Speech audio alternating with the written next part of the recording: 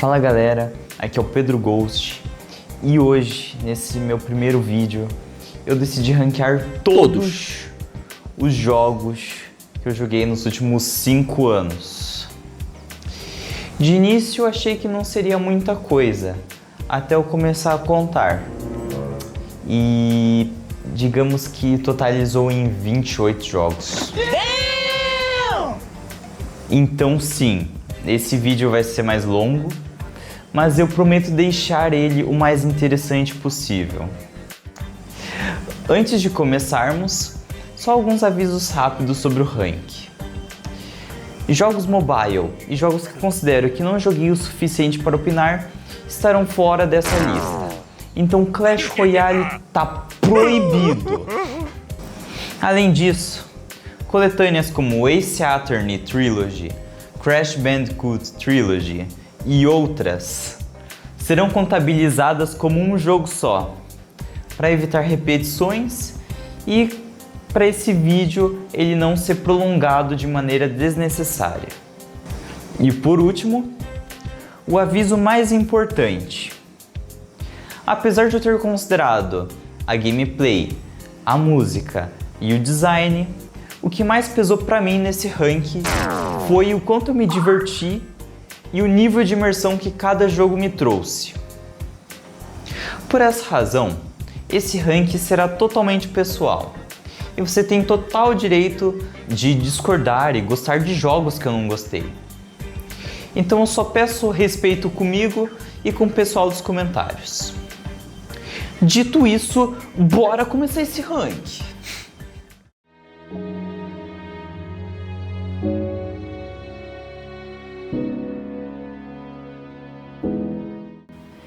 Na última posição do ranking está Muck.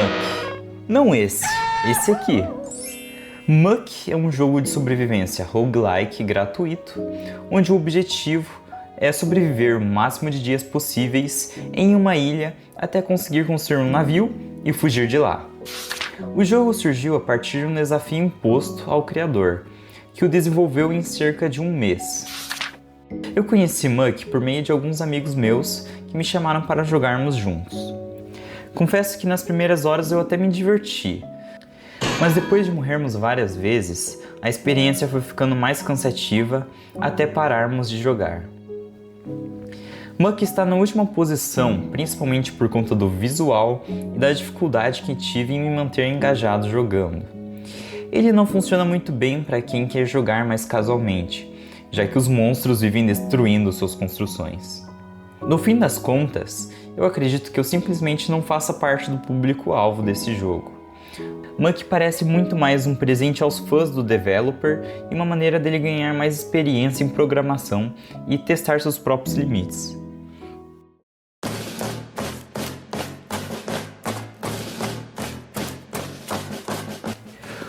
Blooms é um tower defense sobre macaquinhos explodindo balões. E é basicamente isso. Quando eu era criança, eu curtia bastante jogos de tower defense. Inclusive, quando eu jogava Animal Jam, meu minigame favorito era o Pesticida, onde você precisava proteger seu jardim de alguns insetos malignos. Porém, hoje em dia, agora mais velho, eu não consegui curtir tanto Blooms. Pra mim, a gameplay acaba parecendo meio vazia, já que você passa um bom tempo somente observando alguns macacos estourando balões até sobrar nada pro beta. Por isso, eu acabo preferindo jogar outros jogos que eu considero mais produtivos. Jogar Blooms me passa a sensação de estar perdendo tempo, já que a sua gameplay se baseia muito em estímulos constantes que te prendem no jogo, quase como uma máquina de caça-níquel. Ainda assim, um ponto legal do jogo é a possibilidade de jogar com seus amigos, o que deixa a experiência mais interessante. Blooms não é um jogo terrível, mas certamente não é pra mim.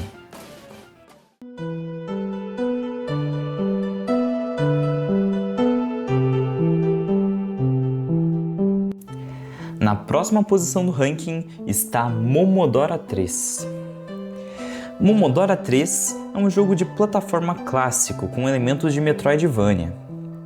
Apesar de ser o terceiro título da série, não é necessário jogar os jogos anteriores para se divertir, e eu acho que isso vale para a franquia Momodora como um todo. Eu conheci primeiro Momodora Reverie Under the Moonlight, por meio de um vídeo do Gema Please, sobre jogos indie. E depois de jogá-lo, decidi ir atrás de seu antecessor, que é o Momodora 3. Ele é um jogo bem simples e curto, tanto que dá para zerá-lo em um pouco mais de 1 hora. O jogo quase não tem diálogos, e parte dos bosses dá para matar só spamando. Inclusive, até existe um lugar que você consegue bater na boss final sem ela conseguir sequer te encostar. Falando nela, quando você a mata, a boss fica parada, fazendo absolutamente nada. Na primeira vez que eu joguei, eu achei que o jogo tinha bugado ou algo assim. Então decidi bater nela. Só que ao fazer isso, eu acabei pegando o final ruim do jogo. Para conseguir o final bom, você precisa conversar com ela. Mas o problema é que o jogo não dá nenhum aviso disso. E atacar um boss que ficou parado é algo que a maioria das pessoas faria. Mesmo com esses problemas, o Momodora 3 ainda é um jogo divertido. E pelo preço de R$4, eu diria que vale a pena. Para mim, a parte mais interessante da experiência foi ver como a série Momodora evoluiu ao longo do tempo, junto com seu time de desenvolvimento.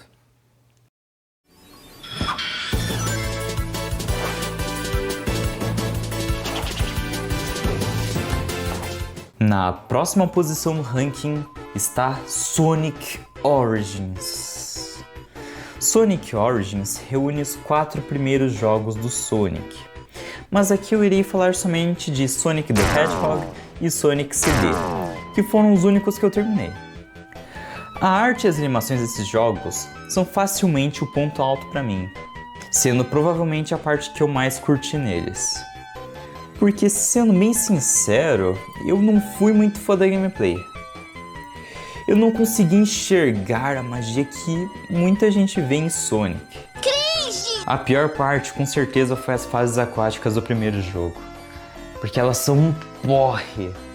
Por sorte, no Sonic CD, elas são bem menos frequentes e mais tranquilinhas de jogar. Graças a Deus. Eu acredito que Sonic seja um jogo onde você deve refazer a mesma fase diversas vezes, tanto para pegar mais velocidade, quanto para coletar os cristais, que são necessários para pegar o final bom do jogo. E como eu tenho zero vontade de fazer isso, eu tô bem satisfeito com o final ruim. Eu gostei bem mais de Sonic CD do que o primeiro, mas ainda assim, não sinto vontade de jogar os outros jogos da coletânea. Para mim, zerar esses 2 jogos pareceu mais uma tarefa do que algo para o meu divertimento. E é por essa razão que Sonic Origins fica bem embaixo na lista.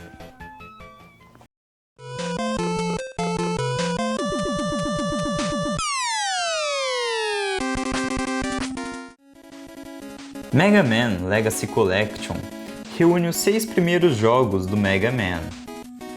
Depende, né? Na versão japonesa ele se chama Rockman. Mas eu só terminei o Mega Man 1 e o 2, então falarei só deles. Os jogos do Mega Man são de plataforma, onde você precisa deter os planos malignos do Dr. Wily. Dr. Wily.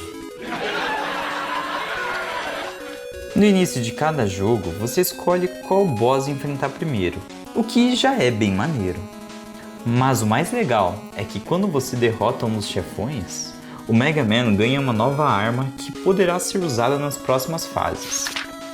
Além dessas armas colaborarem a variar a gameplay, elas podem ser a fraqueza de algum dos outros bosses, assim podendo derreter eles em segundos.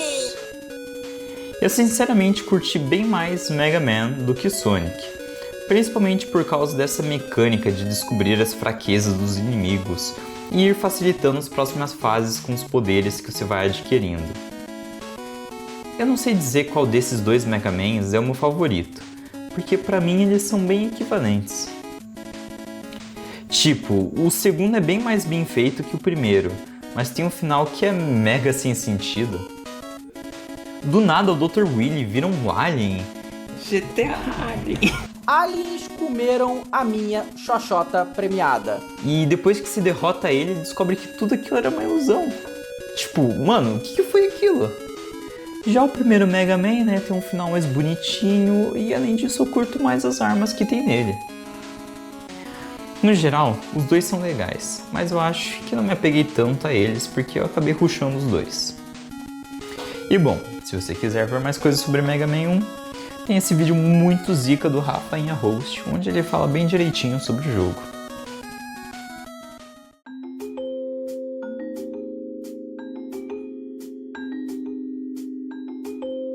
Octodad é um jogo que você controla um polvo que precisa fingir ser um pai de família. Na época que esse jogo lançou, um monte de gente fez vídeo dele. E eu confesso que tinha mó preconceito, tanto que eu não cheguei a assistir nenhum deles. Mas depois de eu assistir 2 episódios do Jean/Carteiro Cósmico, jogando Octodad no Jogando Foda-se, e considerando que eu demorei mais tempo que o Jean pra zerar Celeste, eu resolvi impor um desafio pra mim mesmo. Zerar Octodad mais rápido que ele. Oh my God! E eu consegui! Damn, son! Zerei 1 hora mais rápido que ele! Damn, receba! Yes! E falando em coisas maneiras, eu também peguei a platina nesse jogo. Receba que é a luva de pedreiro! Bom, mas voltando ao jogo em si, ele tem uma estética meio engraçada e parece ter saído de alguma série do Garfield. E isso funciona muito bem para a proposta maluca do game. O jogo é divertido por causa dessa física completamente bizarra e pelo Octodad ter momentos super heróicos do nada, mesmo sendo um polvo desastrado. A pior parte do jogo, com certeza, é o conteúdo extra, que não tem muita graça e que você acaba fazendo apenas para pegar as conquistas. Mas como esse é um conteúdo totalmente à parte, dá para ignorar essas fases sem sentido sem perder nada da experiência principal.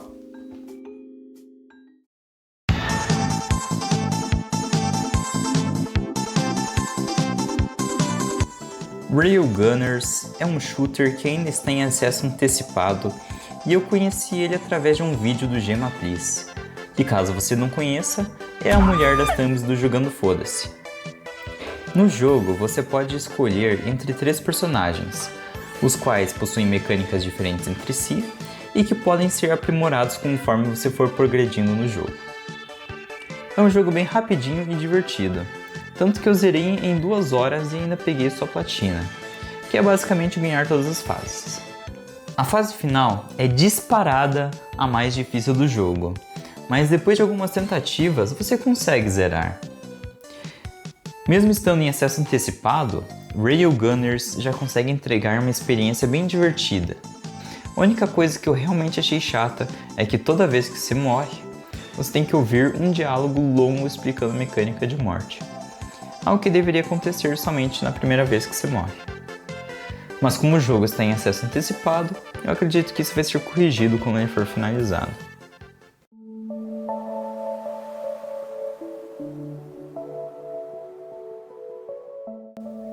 Stardew Valley é o famoso jogo de fazendinha, onde seu objetivo é construir sua vida em um ambiente rural.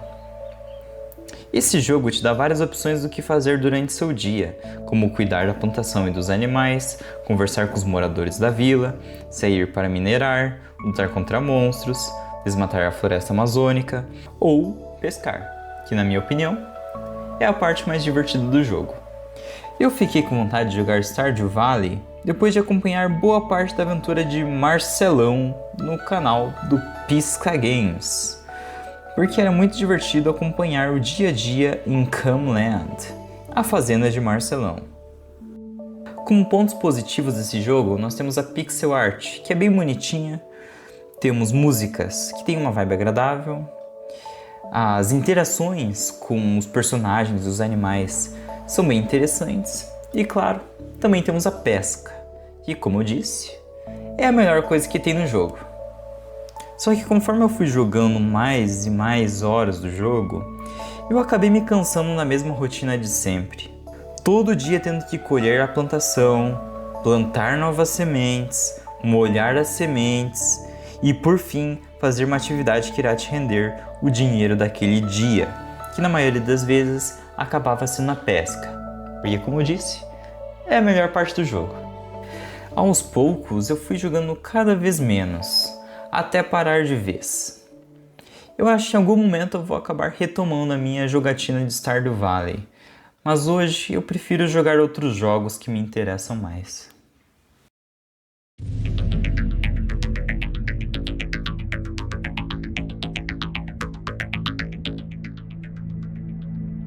Worms Revolution é um jogo de estratégia em turnos, onde você controla um exército de minhocas que precisam eliminar os exércitos de minhocas dos seus amigos. Eu fiquei com vontade de jogar esse jogo depois de ter me divertido assistindo as gameplays de Pisca e do Jogando Foda-se. Não! Sinceramente, esse é um dos meus jogos favoritos para jogar com os amigos, porque ele rende muitos momentos engraçados e é muito divertido. Entretanto, por causa de alguns problemas que eu e os meus amigos enfrentamos enquanto jogávamos, a gente acabou se afastando do jogo, e é por isso que ele está tão abaixo na lista. Um dos principais problemas é um bug muito irritante em que a gente não conseguia escolher o nosso exército de minhocas e nem usar as minhocas diferenciadas. Esse bug nos atormentou durante grande parte da nossa gameplay, e a gente nunca soube exatamente como consertar, mas também ninguém se deu o trabalho de ir atrás da solução. Outro grande empecilho é a estratégia de fazer um buraco na parede e ficar escondido lá até a água subir e matar todas as minhocas dos seus amigos. Apesar de eu mesmo já ter usado essa estratégia, porque na guerra vale tudo, eu reconheço que isso só serve para deixar a partida mais longa de forma desnecessária. Na minha opinião, na morte súbita, as paredes laterais deveriam ir se comprimindo conforme a água sobe, forçando os jogadores a se encontrarem e lutarem. Mas enfim... Mas é claro, essa é só a minha opinião e eu tô aqui para dividir ela com vocês.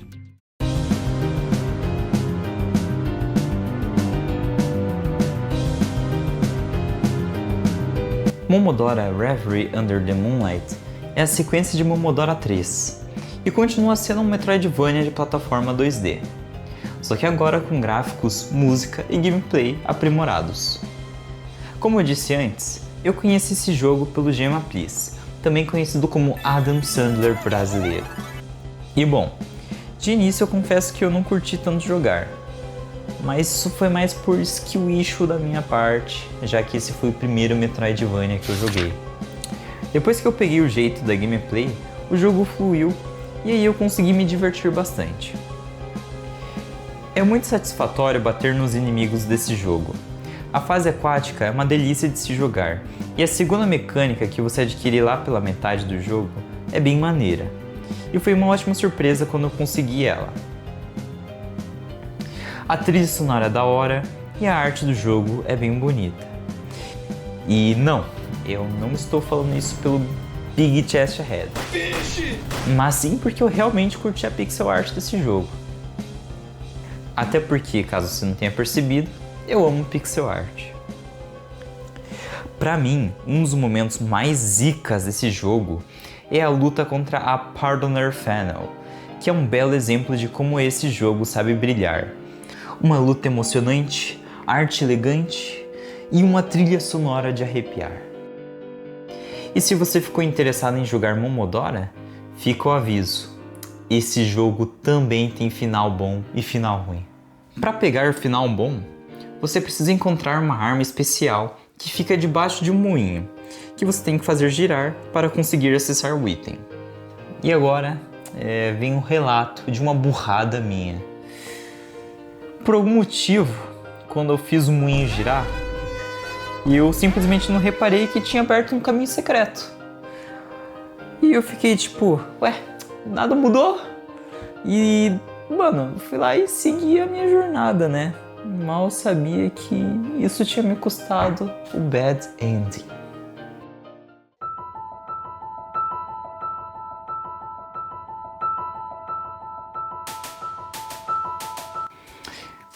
Celeste, um jogo indie de plataforma de precisão, onde você controla a Madeline, que tem como objetivo principal subir uma montanha.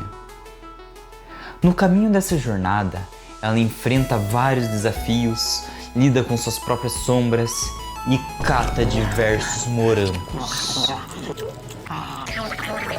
Eu decidi jogar esse jogo após assistir a série de Celeste do Jogando Foda-se. De início, eu achei que ia odiar o jogo, por causa da dificuldade. Mas conforme eu fui jogando, acabei me divertindo muito mais do que eu esperava e realmente curtindo a experiência. Eu comecei a jogar Celeste junto com um amigo meu em Cal, pra gente ir passando as fases juntos.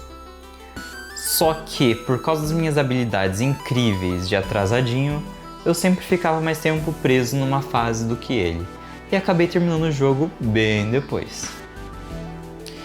Inclusive, depois que eu zerei, decidi comparar meu tempo de jogo com o do Jean, do Jogando Foda-se. Só pra ver como foi meu desempenho, né? E descobri que demorei 1 hora a mais que ele. Pois é, se eu fosse um cavalo, eu com certeza seria sacrificado. Pelo menos isso serviu de motivação para zerar Octodad depois. No fim das contas, Celeste foi um jogo que me surpreendeu bastante, com uma gameplay desafiadora e divertida, além de cenários belíssimos que ajudam a deixar a experiência ainda mais marcante.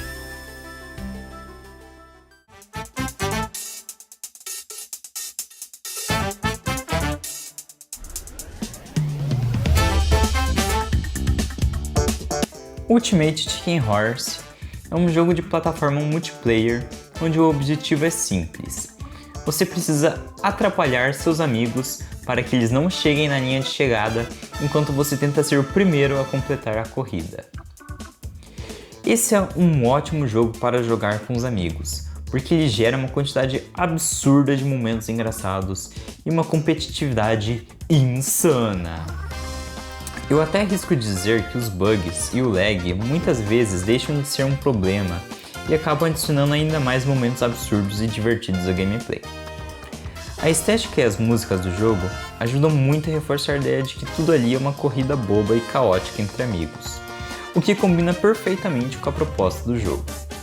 Por essas razões, Ultimate Chicken Horse é facilmente um dos melhores jogos para se jogar com os amigos.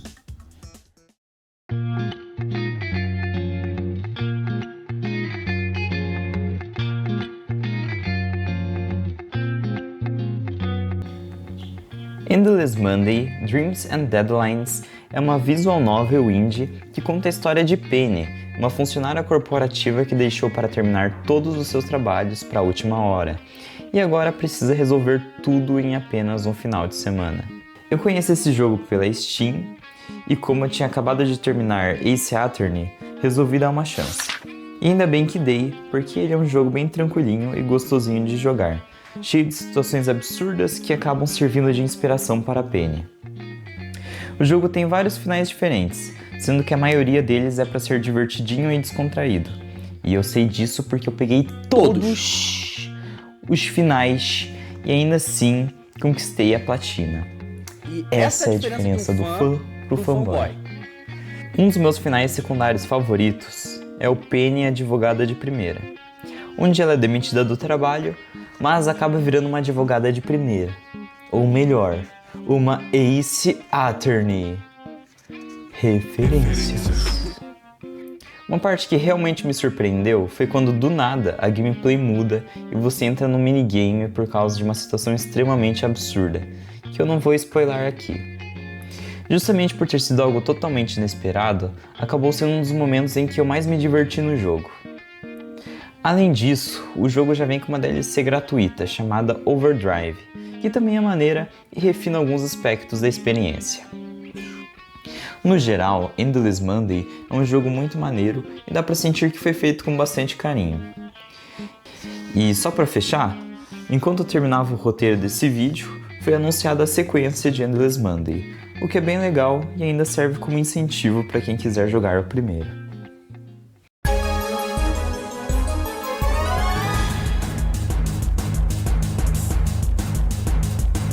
Pokémon Brilliant Diamond é um remake do jogo Pokémon Diamond, onde seu objetivo é se tornar o campeão de Sinnoh e derrotar a equipe galáctica. Ou seja, basicamente o mesmo script de todo jogo Pokémon. Eu estava bem animado para jogar esse jogo, já que Sinnoh é uma das minhas regiões favoritas, se não for a preferida. E eu finalmente poderia jogar com meu Pokémon favorito, que eu duvido alguém aí acertar qual que é. Não é esse. Não é esse. Não é esse. É esse aqui. Mentira. É esse aqui. Pois é. Esse aqui é meu Pokémon favorito. Eu tenho certeza que muita gente nem sabe que ele existe. Mas o motivo de eu gostar tanto dele fica para outro momento. Então vamos seguir o vídeo. Entre todos os jogos Pokémon que eu já joguei, Pokémon Brilliant Diamond é sem dúvida o pior. E calma, não me leve a mal. O jogo é divertido, tem personagens bacanas, uma equipe vilã de respeito e Pokémons muito zicas. O problema é que isso aqui não é o Pokémon Diamond, e sim um remake extremamente preguiçoso. Diferente de outros remakes da franquia, esse jogo praticamente não muda nada mecanicamente. A maior mudança que existe foi deixar o Underground maior, que é uma feature que eu pessoalmente não curto nem um pouco, porque ela não faz o menor sentido. Tipo, por que um Murkrow estaria vivendo debaixo da terra? Além de eu achar uma mecânica bem chata. E pra piorar, os caras me aparecem com esse gráfico horroroso, que é facilmente a coisa que eu mais odiei desse jogo. Então, resumindo, como um jogo, ele é ok, dá pra se divertir, mas como remake, Pokémon Brilliant Diamond é genuinamente péssimo. Ei, você não é o Nine do grupo SPG? Sim, sou eu. E o que é isso aí na sua mão? Esse é o meu Slink Dink, o brinquedo mais irado que já existiu. Uhul, oh yes! Slink Dink é um jogo estilo Tamagotchi lançado em 2012, fruto da parceria entre o grupo musical Sebastião Pelotas Gang, ou SPG para os mais íntimos, e a empresa de brinquedos Slink Dink. Todas essas informações foram retiradas de Wellington, atual detentor da Tony Q Records. Esse jogo já é magnífico pelo simples fato de existir. Eu lembro da minha felicidade de quando ele foi lançado, porque eu jamais esperava que algo assim fosse acontecer. Para quem é fã da SPG, esse jogo é perfeito. Ele traz diversas referências do grupo, tem diversos minigames que são legais de brincar de vez em quando e possui um mistério bizarro. Além disso, é engraçado impedir o Samuel e o Nine de comerem cocô que eles mesmos fizeram e é extremamente divertido conversar com eles. Samuel, você tá gostando do vídeo? Sim. Você gostou do que eu falei sobre os Slink Dink? Sim. O Faustão vai morrer esse ano? Sim. É por essas razões que Slink Dink é o melhor Tamagotchi da existência. Claro.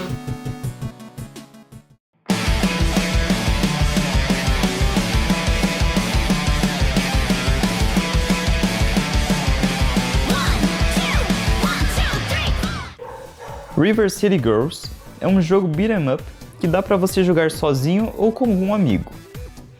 Nele você controla Kyoko ou Misako, duas melhores amigas que veem seus namorados sendo sequestrados e agora vocês precisam sair na porrada para resgatá-los. Eu conheci esse jogo pelo Pinterest e achei ele extremamente divertido de jogar. A arte é simplesmente magnífica, a ponto de eu considerar a pixel art de River City Girls uma das minhas favoritas entre todos os jogos que eu já joguei. As músicas também não deixam a desejar e são muito maneiras, com destaque especial para Reach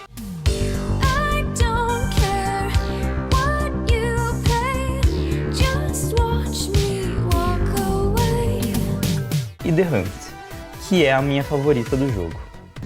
Can you feel me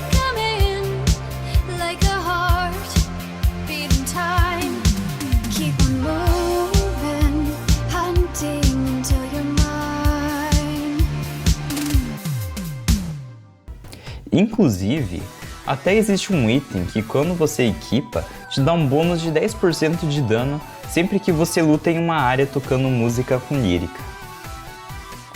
O jogo tem umas animações bem legais e as cutscenes também mandam muito bem com essa estética de HQ. Infelizmente, o jogo não é perfeito. Durante minha gameplay, eu encontrei alguns bugs, como a quebra dos sprites quando você joga um inimigo para cima, o que não chega a ser grande coisa, mas tira um pouco da imersão.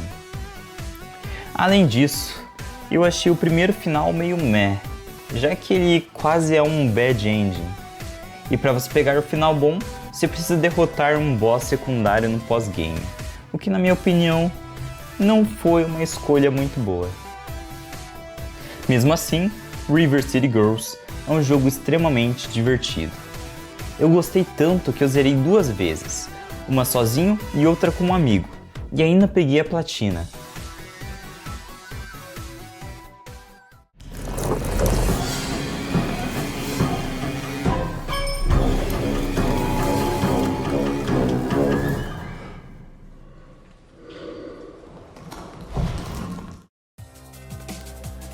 Repo é um jogo cooperativo de terror, onde você e seus amigos controlam robozinhos chamados semibots, que precisam coletar o máximo de itens possíveis para revender, enquanto fogem de monstros bem perigosos.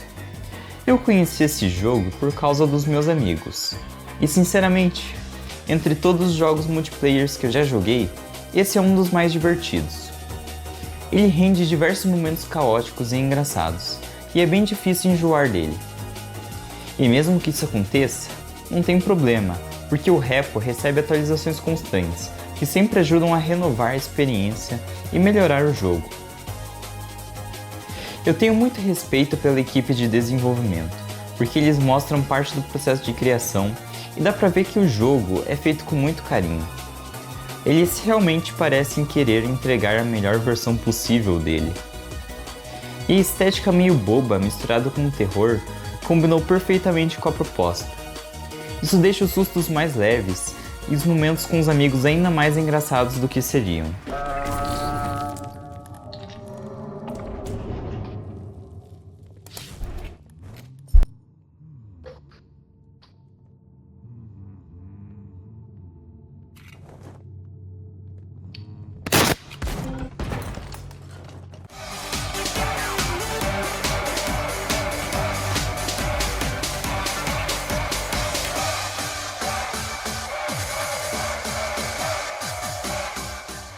Pokémon Sword é um jogo onde seu objetivo é se tornar o campeão da região de Galar e impedir o Charmaine Rose, um cara que quer trazer energia infinita para a cidade, mesmo que para isso ele precise destruir toda a cidade no processo. O que não faz o menor sentido, mas tudo bem, seguimos. Quando eu estava montando o roteiro, eu queria colocar esse jogo numa colocação mais alta, porque eu realmente me diverti com ele, mas não consegui. A quantidade de defeitos que ele possui é insana. Pokémon Sword sofre com vários bugs, uma história principal fraca, um rival completamente bunda e cenários que parecem ter saído direto da década passada. Além disso, teve o polêmico corte da Dex, que eu pessoalmente não ligo tanto assim.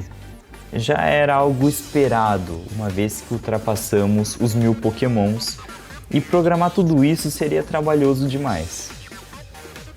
Mas o mínimo que eu esperava era que esse corte se convertesse em gráficos melhores, animações mais caprichadas ou dublagem. Coisa que a franquia claramente precisa e que esse jogo também não entrega. Apesar disso tudo, eu acho que Galar é uma região com personagens e pokémons muito legais. Sobol e Inteleon, por exemplo, são um dos meus iniciais favoritos, só perdendo pro Rowlet, que é simplesmente a ave mais sigma da história de Pokémon. Esse também foi o jogo em que eu mais variei o meu time. Foi aqui que eu comecei a gostar muito mais de alguns pokémons, como a Ribombee e o Mimikyu, que antes eu nem curtia tanto, mas agora eu amo. Agora, se tem uma coisa que Pokémon Sword acertou em cheio, foram os ginásios. Transformar as batalhas em estádios lotados deu uma aura muito mais épica.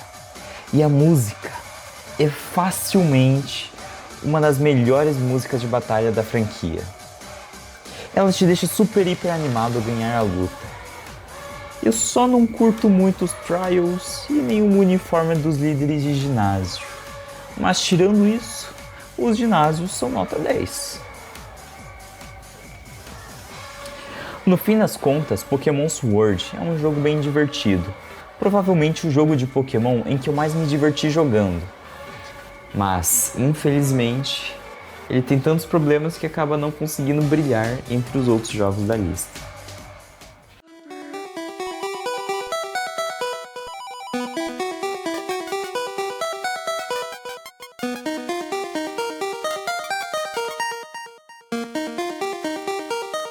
Super Chicken Jumper kawaii ni.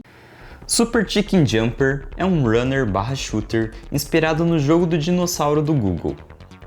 Ele foi criado por Victor Schiavon, vulgo Gemma Please, e nele você controla o Chicken, que precisa salvar o mundo de uma devastação iminente. Como uma recriação do jogo do dinossauro, ele é simplesmente perfeito.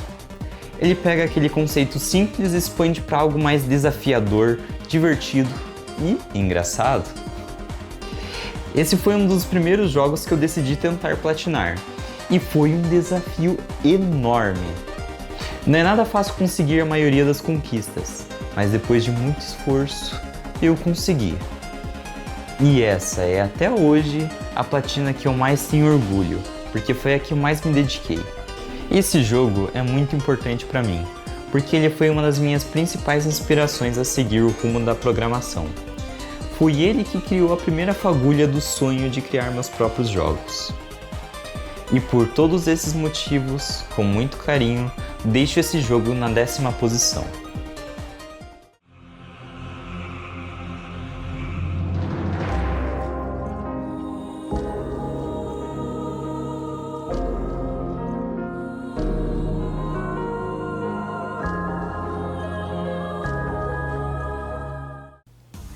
Ena Barbecue Dream é um jogo de aventura surrealista que, por enquanto, só possui o primeiro capítulo. Eu conheci esse jogo por uma amiga minha. No dia de lançamento, eu estava em call com ela e mais um amigo meu, e a gente decidiu jogar todo mundo junto ao mesmo tempo. Só que a minha amiga desistiu logo no começo e ficou assistindo a gameplay do meu amigo, que estava com sangue nos olhos para zerar o jogo o mais rápido possível. Enquanto isso, eu estava no meu ritmo, explorando tudo e observando a ambientação. Tipo, olha essa ambientação! Basicamente, gianzando em termos foda-sers.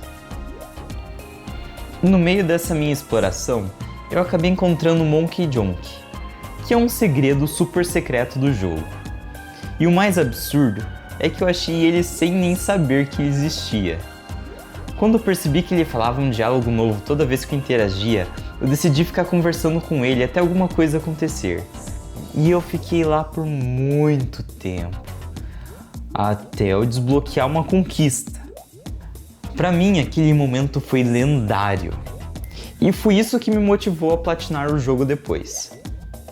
No geral, foi muito divertido explorar e tentar descobrir todos os segredos escondidos. A estética é bem única e muito maneira, e o jogo é cheio de personagens completamente diferentes entre si. Inclusive, tem um detalhe muito legal. Às vezes, o que os NPCs falam é diferente do que aparece escrito na caixa de texto. Isso deixa tudo ainda mais estranho e reforça essa sensação de sonho febril. E se isso foi só o capítulo 1, eu sinceramente acredito que esse jogo tem altíssimas chances de virar um 10/10 quando estiver completo.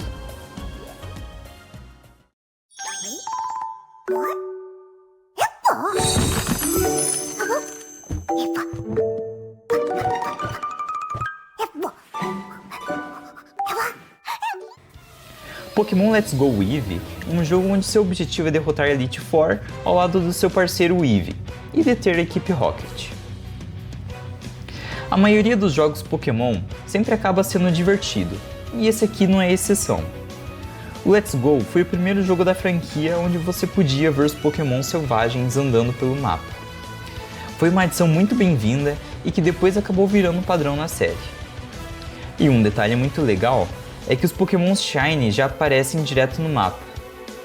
Inclusive, eu até peguei um Koffing Shiny totalmente na cagada durante minha gameplay. Isso abriu espaço para usar um Pokémon que eu nunca pensei em colocar no meu time. Hoje em 2026, pode parecer meio bobo destacar essa mecânica, mas se você parar para pensar, os jogos seguintes perderam aspectos disso, algo que só voltou inteiramente em Legends Arceus.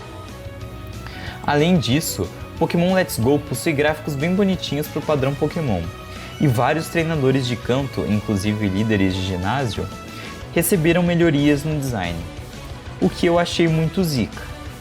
Quem me dera Shining Diamond tivesse seguido esse rumo.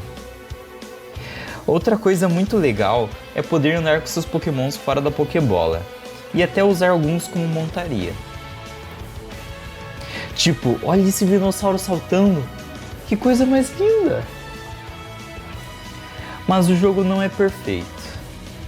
Ele tem um rival mais broxa da franquia inteira, que é a mecânica de captura inspirada no Pokémon GO, que não é horrível, mas não se compara ao sistema tradicional, onde você pode enfraquecer o Pokémon antes de capturá-lo. Mesmo assim, eu considero um jogo muito bom e divertido. Provavelmente um dos melhores jogos de Pokémon dos últimos tempos, principalmente pelas melhorias que trouxe para a franquia e por ser um jogo bem consistente.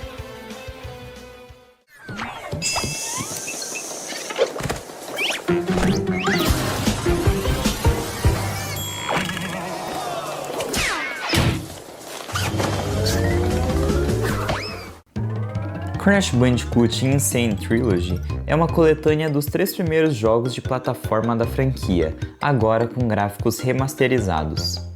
Eu decidi jogar essa série após acompanhar o pessoal do Jogando Foda-se jogando.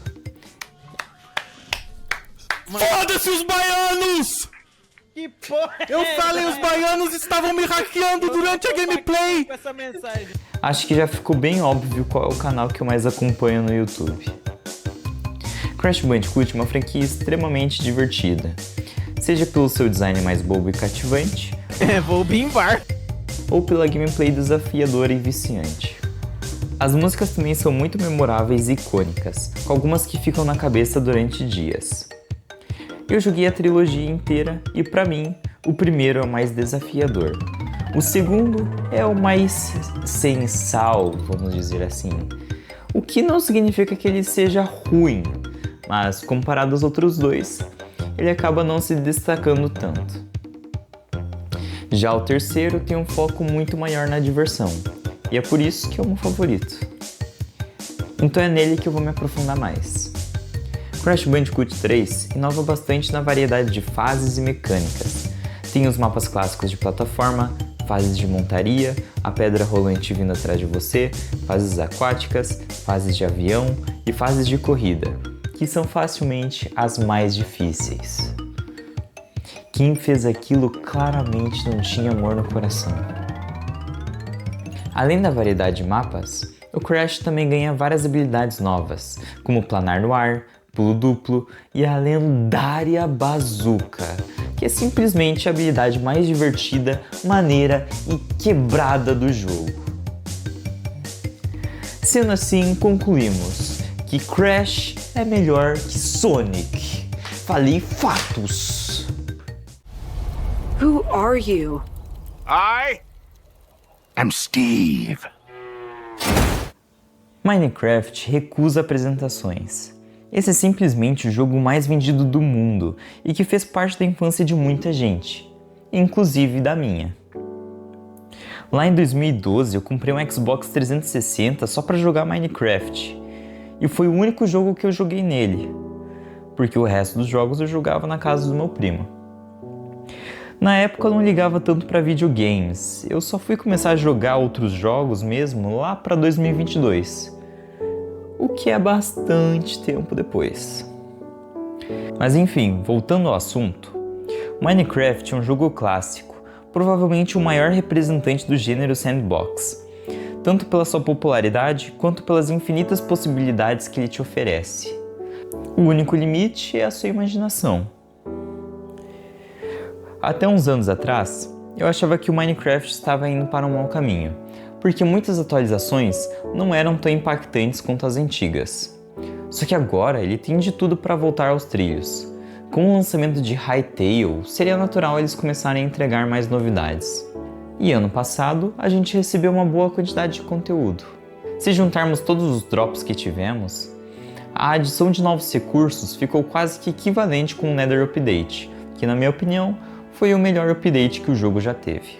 Caso você esteja interessado nesse assunto, tem esse vídeo muito bom que explica certinho esse assunto, e que inclusive foi de onde eu tirei essas informações. No fim das contas, Minecraft é um jogo muito bom e carismático, perfeito para jogar com os amigos. Eu só não concordo com várias decisões da Mojang. Sério que os caras têm medo de adicionar tubarão porque acham que as crianças vão querer sair matando eles na vida real? Esse é um jogo ficcional, Mojang!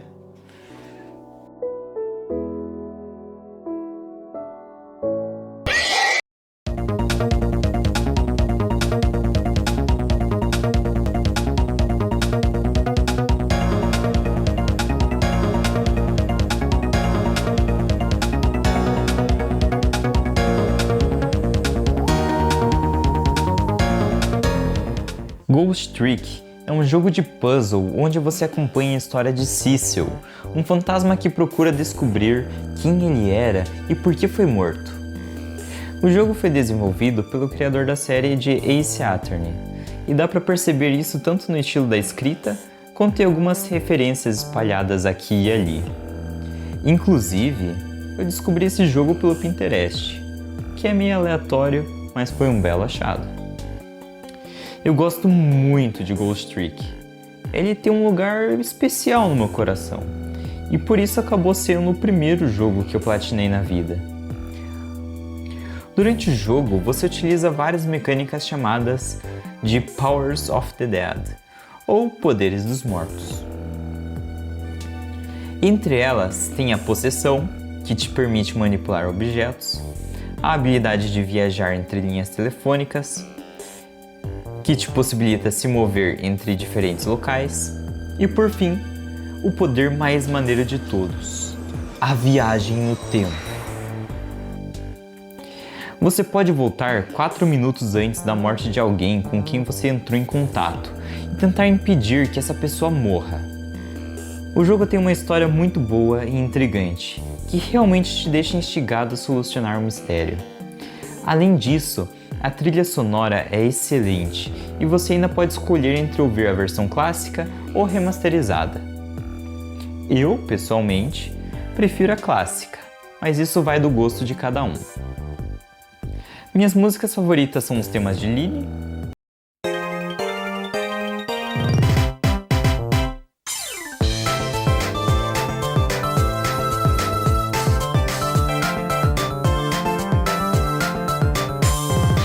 e do Cabanela.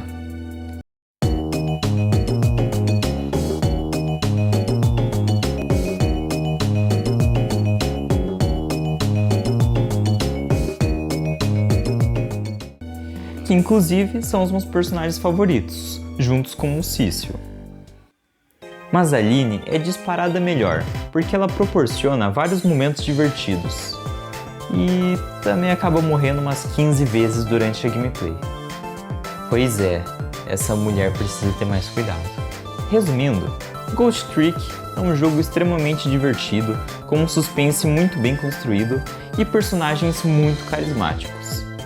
Recomendo demais para quem curte jogos do gênero.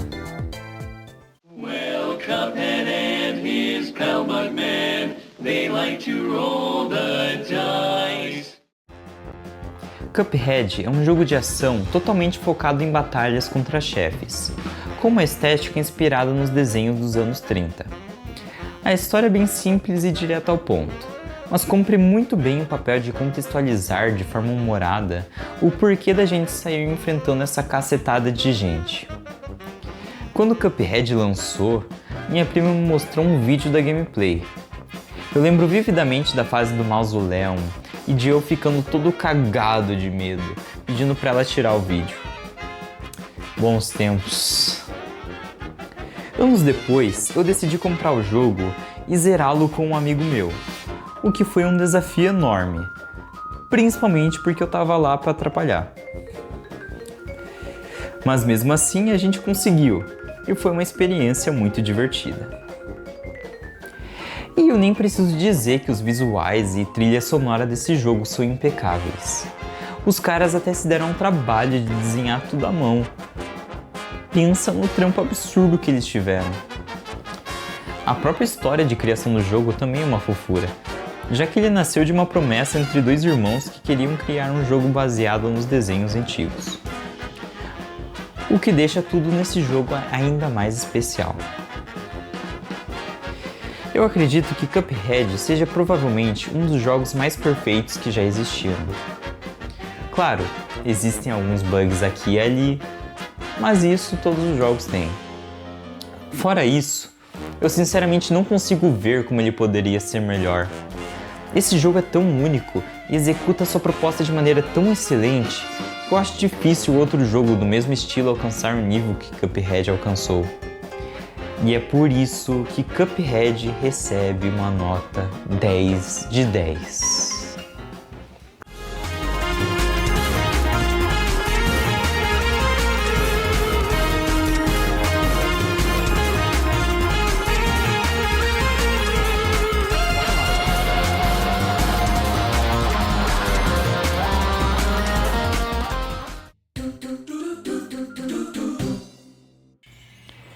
Pizza Tower é um jogo de plataforma 2D de ritmo acelerado, com uma estilização inspirada nos desenhos animados dos anos 90.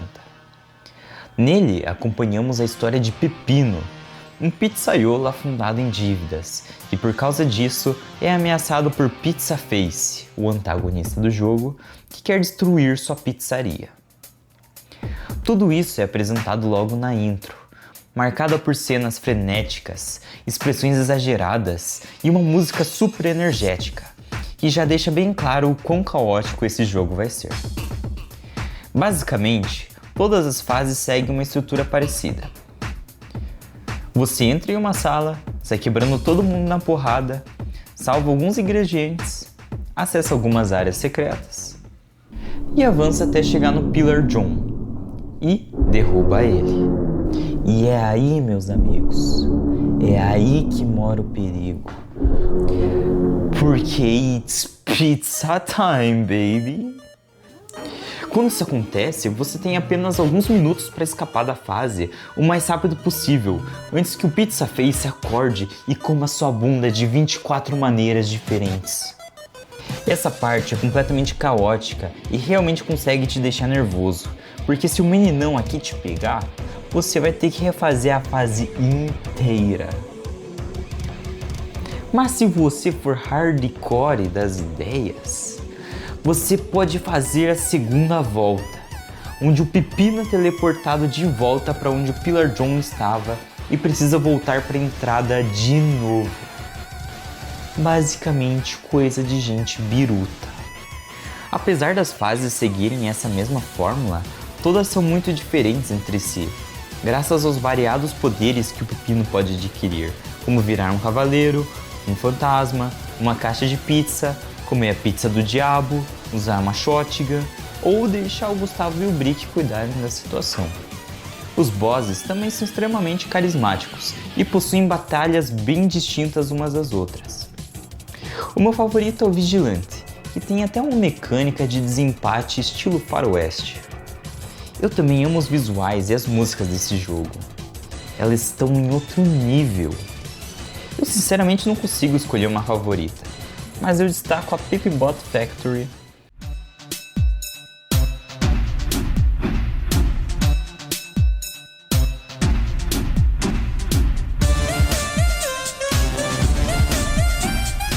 Unexpectacy.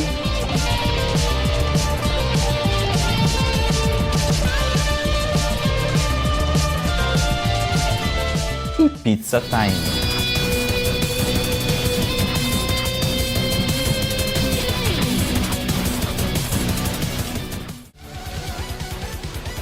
Concluindo, Pizza Tower é simplesmente um jogo de outro mundo. Com sua gameplay insana e trilha sonora esplêndida, ele leva fácil o título de melhor indie que eu já joguei.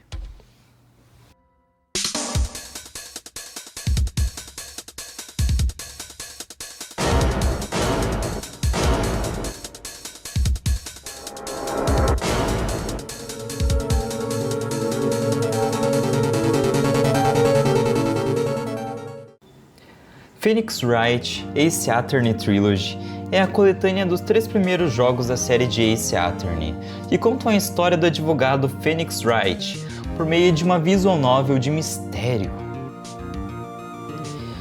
Eu já acho incrível a simples existência desse jogo. Tipo, quem foi a pessoa que pensou que seria uma boa ideia fazer um jogo de advogado e conseguiu concretizar isso de maneira tão excelente e bem feito, a ponto de ser referenciado em praticamente todo canto da internet? Ah tá, foi esse cara aqui. Eu joguei a trilogia inteira e posso dizer que os 3 jogos são muito bons, tanto que eu não consigo decidir qual é o meu favorito. Eu, pessoalmente, vejo eles quase como um único jogo boladão com diversos capítulos. Falando na gameplay, cada jogo possui por volta de 5 ou 6 casos, onde pessoas acusadas de assassinato te procuram para que você as defenda no tribunal. E mesmo quando todas as provas parecem apontar que seu cliente é culpado, Phoenix escolhe acreditar na inocência dele. A partir daí, você investiga cenas do crime ao lado de sua amiga, Maya Fey, que curiosamente sempre consegue se envolver nos casos e acaba sendo acusada de assassinato. E é você que tem que desfazer toda a bagunça que ela fez e inocentá-la de novo. A história é extremamente envolvente e cheia de reviravoltas, com músicas que aumentam ainda mais a imersão e ajudam a transmitir as emoções de Phoenix no tribunal, que é a melhor parte do jogo. Aqueles momentos de pressão, o objection e a virada repentina no caso são sensacionais. Ace Attorney não se destaca apenas pela história, mas também pelos personagens incríveis como Gumshoe, Edgeworth, Mia, Von Karma e Godot, além do próprio Phoenix e da Maya. Na minha opinião, o melhor caso da série é Bridge to Turnabout, que encerra a trilogia da melhor maneira possível. E vale lembrar que a trilogia foi atualizada recentemente e agora pode ser jogada em português. Olha que legal! Ace Attorney é com certeza um dos melhores jogos que eu já joguei e um dos que eu mais me diverti. Tanto que eu platinei a trilogia e até fiz um vídeo para a faculdade com o tema de Ace Attorney, que inclusive foi um sucesso na turma. Isso é verdade, entretanto, mais de 90% da energia consumida pelas redes sociais é por parte de seus usuários ao transmitirem vídeos ou utilizarem dispositivos que consomem bastante energia, como laptops. Claro, isso não desmerece o esforço colocado na utilização de energias renováveis nos data centers, e que por mais que as empresas venham tentando diminuir os impactos que seus usuários causam, ainda não é o suficiente. Por isso, no momento, acaba que as redes sociais são mais poluentes. Além disso, é uma das séries mais icônicas dos videogames, por ter conseguido executar de maneira tão impecável uma ideia tão mirabolante. Um jogo de advocacia. Dito isso, vamos para o primeiro colocado. O melhor jogo que eu joguei nos últimos anos é...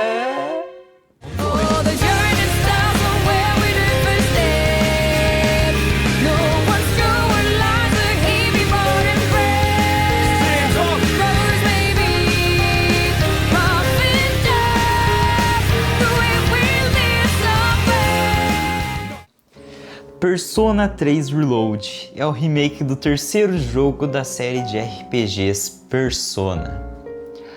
Nesse jogo, você é um estudante transferido que, ao se encaminhar ao seu novo dormitório, acaba descobrindo a existência da Dark Hour, ou Hora Sombria, um horário oculto que acontece depois da meia-noite. Durante esse período, a cidade se transforma em um lugar muito mais sombrio. Aparelhos eletrônicos param de funcionar. A maioria das pessoas adormece dentro de caixões. Criaturas misteriosas chamadas de sombra aparecem. E o Tártaro, uma torre gigante e sinistra, surge no meio da cidade. Para investigar os mistérios desse horário enigmático e deter as sombras, você se junta a CIS, setor especializado em execução supracurricular. A partir daí, a história começa a se desenrolar de maneira mais intensa. Eu conheci esse jogo pela Steam, pelo incrível que pareça. E então resolvi jogar a demo, já que é de graça. E foi amor pela primeira vista. No momento em que eu abri o jogo, eu já fui recebido com essa animação de arrepiar, daquelas que seria um pecado pular. A música dessa intro é maravilhosa, assim como a trilha sonora do jogo inteiro, que é simplesmente impecável. A série Persona já é conhecida por ter músicas incríveis, e aqui não é diferente. Tem tanta pedrada nesse jogo que eu poderia ficar minutos listando todas as músicas que eu curto desse jogo. Mas para não tomar muito tempo, vou citar as minhas favoritas, que são Mass Destruction,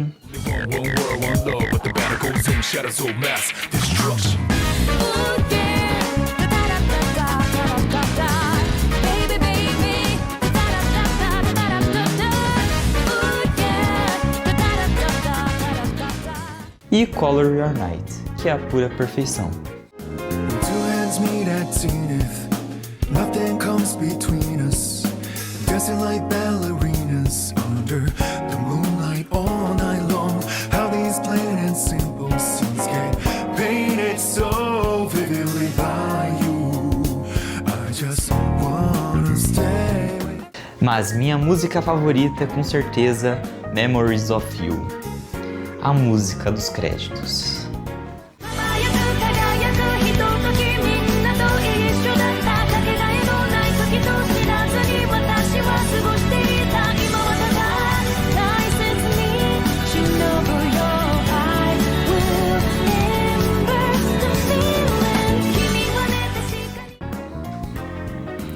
Depois que eu li a letra, eu chorei demais. Ela é linda e encerra o jogo da maneira mais perfeita possível. A história desse jogo é absoluto cinema. Ela é extremamente envolvente, cheia de reviravoltas cabulosas e muito bonita. Você realmente se importa com os personagens e é praticamente impossível não se apegar a pelo menos um deles. Eu também me diverti bastante com a gameplay. O jogo equilibra perfeitamente os momentos de batalha com os momentos de história e convivência, o que faz com que você dificilmente fique enjoado.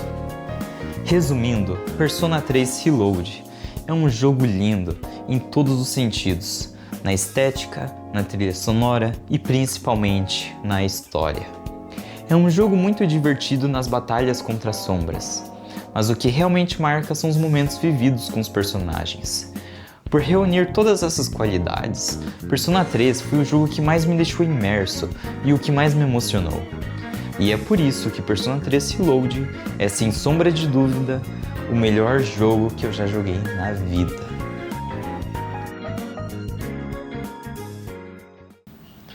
Muito obrigado a você que assistiu o vídeo até o final. Eu fiquei 4 meses trabalhando nesse vídeo e muita coisa aconteceu nesse meio tempo. Tanto que deu tempo de eu até pegar a gripe 2 vezes. Mas fico muito feliz de ter terminado esse projeto e de finalmente dar início ao meu canal. Se você gostou desse vídeo, dê um like e comenta aí sobre o que você achou sobre ele. E se eu deveria fazer uma coisa parecida no que vem, só que agora falando sobre os jogos que eu joguei em 2026. E talvez até atualizando algumas opiniões minhas que eu falei nesse vídeo. Porque como vocês sabem bem, o que eu falei sobre Minecraft envelheceu meio mal, né? Bom, é isso. Muito obrigado por ter assistido esse vídeo, de verdade. E até a próxima. Falou! Samuel, dá um tchau pro vídeo. Não.